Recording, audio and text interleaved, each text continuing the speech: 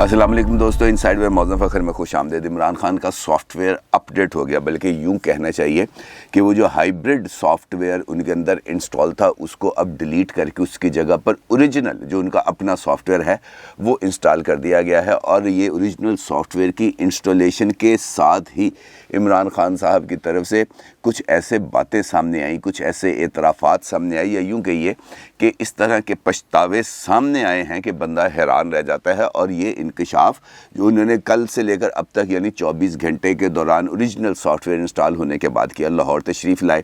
لاہور آئے، آتے ساتھ ہی انہوں نے ایک تقریب سے خطاب کیا، بلکہ تقریر جھاڑ دی، اور اس تقریر کے اندر جو انہوں نے لاہور آمد کے بعد کی گورنر ہاؤس کے اندر، وہاں پر اپنی ہی حکومت کے گزشتہ 3.5 سال کے اندر اٹھائے جانے والے 3 اقدامات پر پچھتاوے کا اظہار کر دیا۔ یعنی اوریجنل سافٹ ویئر کی خصوصیت یہ ہوتی ہے کہ آپ کو اوریجنل پکچر نظر آنا شروع ہوتی ہے، اور خاص طور پر وہ تمام شخصیات جو اقتدار میں رہتی ہیں، اقتدار کے نشے میں چور ہوتی ہیں، جب ان کی اقتدار کے اوپر سے گرفت کمزور ہونا شروع ہوتی ہے تو انہیں سچائیاں نظر آنا شروع ہوتی ہیں، حقیقتیں ان کے سامنے آشکار ہوتی ہیں۔ اور جب حقیقتیں سامنے نظر آنا شروع ہو جائیں تو اس کا مطلب یہ ہے کہ انسان کے پاس، اور خاص طور پر جو اقتدار میں رہتے ہیں، ان کے پاس پچھتاوے ہی نظر آتے ہیں۔ اور عمران خان صاحب نے آج اپنے 3.5 سال کے دور کے اندر جو 3 پچھتاوے تھے اس کا اظہار کیا۔ تو سوال یہ پیدا ہوتا ہے کہ عمران خان صاحب کا جو اوریجنل سافٹ ویئر جو کہیں سائیڈ پہ کسی جگہ کے پاس خلائی مخلوق کے پاس پڑا ہوا تھا، وہ ان کے پاس جب دوبارہ انسٹال کیا گیا تو اس کی ضرورت کیوں پیش آئی؟ اور خاص طور پر کل جو انہوں نے تقریر کی تھی، اس تقریر کو بھی اوریجنل سافٹ ویئر انسٹال ہونے کے بعد کسی قسم کی کچھ انہوں نے ترمیمیں، کچھ تبدیلیاں اس کے اندر کی ہیں، اس کی نوبت کیوں آئی؟ عمران خان صاحب کے جو 3 بڑے پچھتاوے ہیں جس کا اظہار انہوں نے آج دورہ لاہور کے اندر کیا،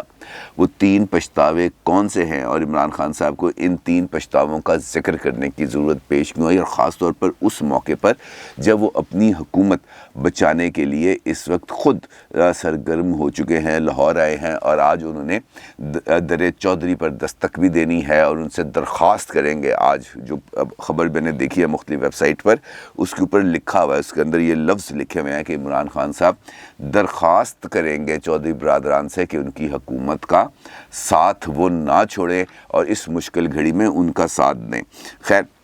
اس کے ساتھ ساتھ یہ جو 3 پچھتاوے ہیں اس کا بھی ذکر کروں گا، لیکن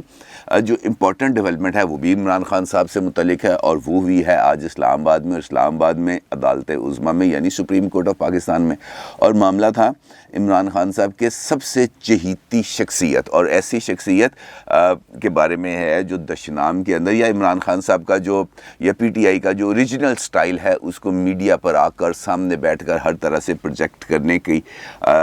جو خصوصیت ہے وہ ان میں بھی پائی جاتی ہے۔ میرا اشارہ ہے فیصل وؤڈا صاحب کی طرف، کیونکہ فیصل وؤڈا صاحب کی جو تاحیات نااہلی کا معاملہ تھا وہ آج سپریم کورٹ آف پاکستان میں زیر بحث آنا تھا، اور سپریم کورٹ آف پاکستان نے آج اس بات کا جائزہ لینا تھا کہ فیصل وؤڈا صاحب کو جن گراؤنڈز پر نااہل کیا گیا کیا وہ گراؤنڈز درست ہیں یا غلط ہیں۔ اور اس کے ساتھ ساتھ فیصل وؤڈا صاحب کی طرف سے درخواست کی گئی تھی کہ ان کے متبادل، کیونکہ الیکشن کمیشن آف پاکستان نے ان کی سیٹ کو خالی قرار دینے کا نوٹیفیکیشن جاری کر دیا، اور اس کے ساتھ ساتھ الیکشن کمیشن نے جو الیکشن ہے 9 مارچ کو اس کی تاریخ کا بھی اعلان کر دیا۔ اور فیصل وؤڈا صاحب کی یہ درخواست تھی آج سپریم کورٹ آف پاکستان میں کہ جناب میری جان بچائی جائے، اور یہ جو الیکشن ہے 9 مارچ کو ہونے والا اس کو روکا جائے۔ تو پرائم ان کی جو درخواست تھی اس کے 2 پہلو ہیں، تاحیات نااہلی اور 9 مارچ کا الیکشن کو روکنا۔ سپریم کورٹ آف پاکستان نے کسی بھی قسم کا ریلیف نہیں دیا آج فیصل وؤڈا صاحب کو، 9 مارچ کو الیکشن روکنے کا حکم بھی نہیں دیا، اور اس کے حوالے سے جو ان کی درخواست تھی اس کو مسترد کر دیا۔ البتہ الیکشن کمیشن آف پاکستان کو پابند کر دیا گیا ہے جناب کہ الیکشن وہ کرائیں، 9 مارچ کو ہی کرائیں، لیکن اس الیکشن کے جو نتائج ہیں وہ مشروط ہوں گے سپریم کورٹ آف پاکستان میں زیر سماعت فیصل وؤڈا کی اس درخواست کے ساتھ۔ یعنی اب سپریم کورٹ آف پاکستان یا تو 9 مارچ سے پہلے اس پٹیشن کا فیصلہ کرے گی، یا پھر 9 مارچ کے بعد اگر یہ معاملہ آگے بڑھتا ہے تو پھر اس کا تعین بھی کیا جائے گا اب بعد میں کہ وہ جو الیکشن ہوا اس کی کیا قانونی حیثیت بندی ہے، کیا فیصل ووہرا صاحب ڈی سیٹ کرنے کا ان کا فیصلہ تھا۔ دوسری جانب جو تاحیات نااہلی کی ہے الیکشن کمیشن آف پاکستان نے 62(1)F کے تحت، اس کے اوپر سپریم کورٹ آف پاکستان کا یہ کہنا ہے کہ جناب ہمیں اس بات کا جائزہ لینا ہے کہ election commission of Pakistan 62(1)F کا ڈکلریشن تاحیات نااہلی کا جاری بھی کر سکتا ہے یا نہیں۔ سپریم کورٹ نے یہ بات تسلیم کی ہے کہ ماضی کے اندر سپریم کورٹ کئی شخصیات کو، سیاسی شخصیات جن میں نواز شریف صاحب بھی شامل ہیں، جہانگیر ترین صاحب بھی شامل ہیں، دیگر شخصیات بھی شامل ہیں، ان کو تاحیات نااہل کر چکی ہے۔ لیکن یہ جو معاملہ ہے فیصل ووہرا صاحب کا مس ڈیکلیریشن آف نیشنلٹی کا، اس کے حوالے سے سپریم کورٹ آف پاکستان یہ کہتی ہے کہ جناب ہم اس کے دائرہ اختیار کو دیکھیں گے کہ کیا الیکشن کمیشن نے اپنے دائرہ کار سے تجاوز کیا ہے یا نہیں کیا، اور یہ اہم آئینی نقطہ ہے اور اس کے اوپر وہ بات کریں گے۔ یعنی عمران خان صاحب کے جو قریبی افراد ہیں، اب ان کے گرد بھی جو گھیرا ہے وہ تنگ ہو رہا ہے۔ قاسم خان سوری صاحب کے خلاف 2 مارچ کو جو ڈپٹی اسپیکر نیشنل اسمبلی ہیں، ان کے جو پینڈنگ معاملہ ہے، ان کی جو دھاندلی ہوئی تھی ان کی سیٹ پر، اس کے اوپر بھی اب الیکشن وہ جو ہے سپریم کورٹ اس میں ہیئرنگ کریں گے، فیصل ووہرا صاحب کی ہیئرنگ ہوگی، اور election commission of Pakistan foreign funding case کے حوالے سے بھی اب متحرک ہو گیا ہے، اب اس کی بھی جو سماعت ہے وہ ہونی ہے۔ یعنی اب راستے، مختلف آپشنز جو ہیں وہ سامنے نظر آ رہی ہیں، اور اوریجنل سافٹ ویئر کی انسٹالیشن کے بعد اب عمران خان صاحب کو بھی اس بات کا واضح طور پر ادراک ہو رہا ہے۔ اب عمران خان صاحب نے جو ان کا دورہ لاہور ہے، یقینی طور پر اہمیت کا حامل ہے، کیونکہ یہاں پر انہوں نے اپنی پارٹی کی قیادت سے بھی ملنا ہے، اتحادی جماعت سے بھی ملنا ہے، اور اس کے ساتھ ساتھ جنوبی پنجاب کے ضلع بھاولپور اور سائیوال اور 1-2 اور اضلاع ہیں، ان سے تعلق رکھنے والے جو اراکین قومی اسمبلی ہیں اور صوبائی اسمبلی ہیں، ان کے ساتھ بھی ملاقات ہونی تھی، لیکن ان کے جو دورے کا بنیادی طور پر جو آغاز کیا گیا ہے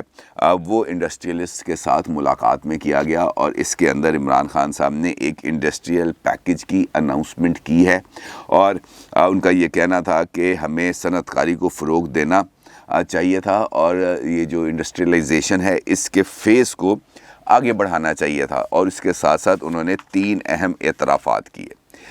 جس کو بجا طور پر ان کے پچھتاوے کہنے چاہیے، کیونکہ سب سے پہلا پچھتاوا عمران خان صاحب نے، جس کا آج خود ایک تقریب کے اندر انہوں نے اظہار کیا، ان کا یہ کہنا تھا کہ ایمنسٹی اسکیم جو عمران خان صاحب کی گورنمنٹ نے اقتدار میں آتے ساتھ ہی دی تھی، وہ اس کے اندر جو اس کے جو پیرامیٹرز تھے اس کو اوپن نہیں ہونا چاہیے تھا، بلکہ ایمنسٹی اسکیم کے اندر چند شرائط ہونی چاہیے تھیں، اور ان شرائط کے نہ ہونے کی وجہ سے خان صاحب یہ کہتے ہیں کہ ہمیں نقصان ہوا، اور اس کا یہ غلطی تھی اور یہ غلطی نہیں ہونی چاہیے تھی۔ تو سوال یہ پیدا ہوتا ہے کہ ایمنسٹی اسکیم اس وقت جاری کی گئی جب پاکستان کے تمام تر معاشی ماہرین اس بات کا اظہار کر رہے تھے کہ عمران خان صاحب کو اس قسم کی ایمنسٹی اسکیم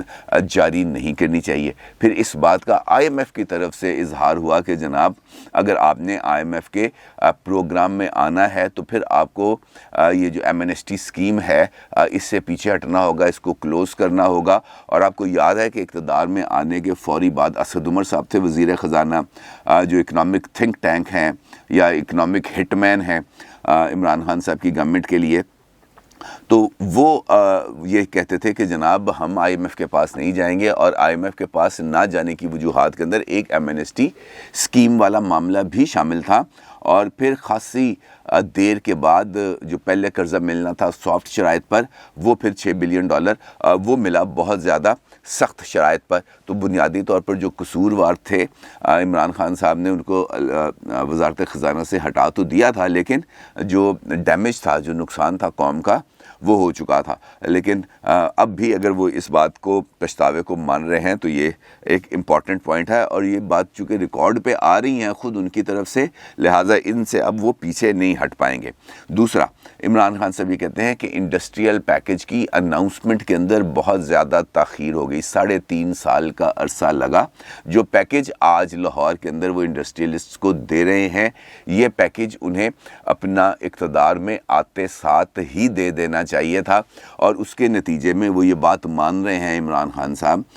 کہ اگر یہ پیکیج ہم اقتدار میں آتے ہی دے دیتے تو اس کے نتیجے میں انڈسٹریلائزیشن زیادہ ہوتی، صنعتی پیداوار میں اضافہ ہوتا، اور صنعتی پیداوار میں اضافہ ہونے کا نتیجے میں ایک جانب ملک کے اندر اکنامک کرنچ نہ آتا، بے روزگاری کی لہر نہ آتی، اور اس کے ساتھ ساتھ اکنامک ایکٹیویٹیز وہ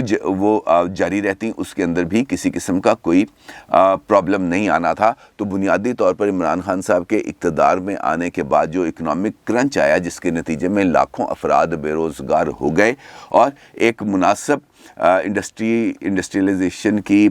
پالیسی نہ ہونے کی وجہ سے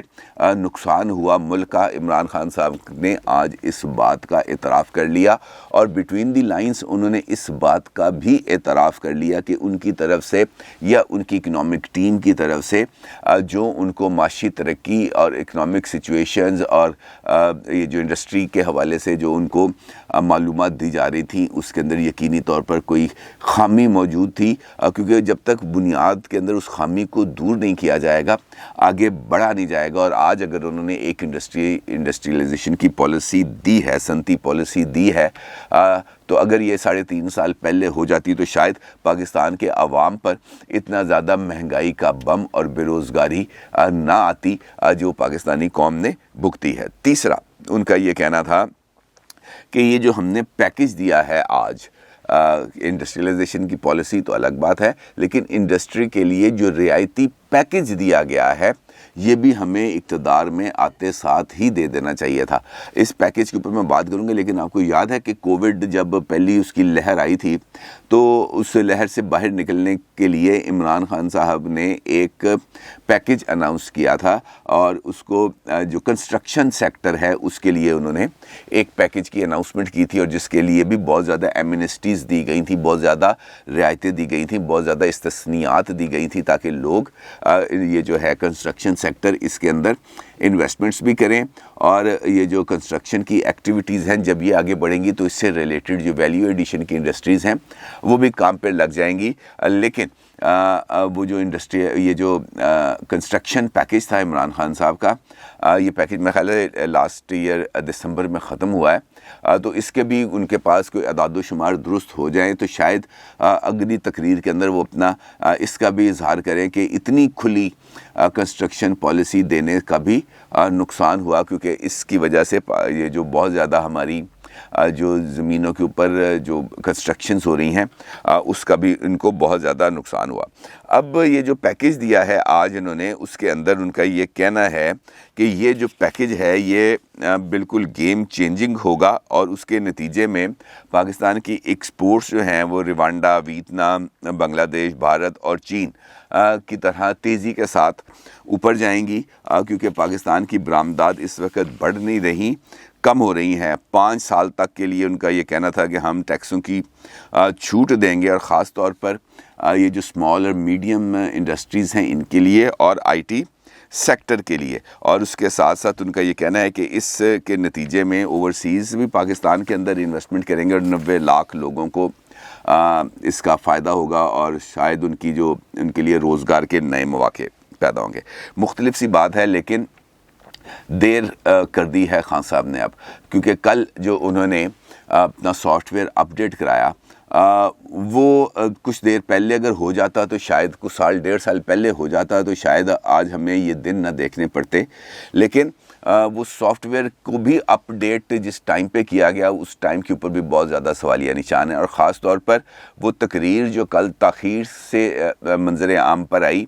بتایا یہ جا رہا ہے، ذرائع یہ کہتے ہیں، خبر یہ گرم ہے اسلام آباد میں کہ اس کے اندر بھی کچھ تبدیلیاں کی گئیں سافٹ ویئر اپ ڈیٹ ہونے کے بعد، اور خاص طور پر ایک جملہ اس کے اندر سے حذف کرایا گیا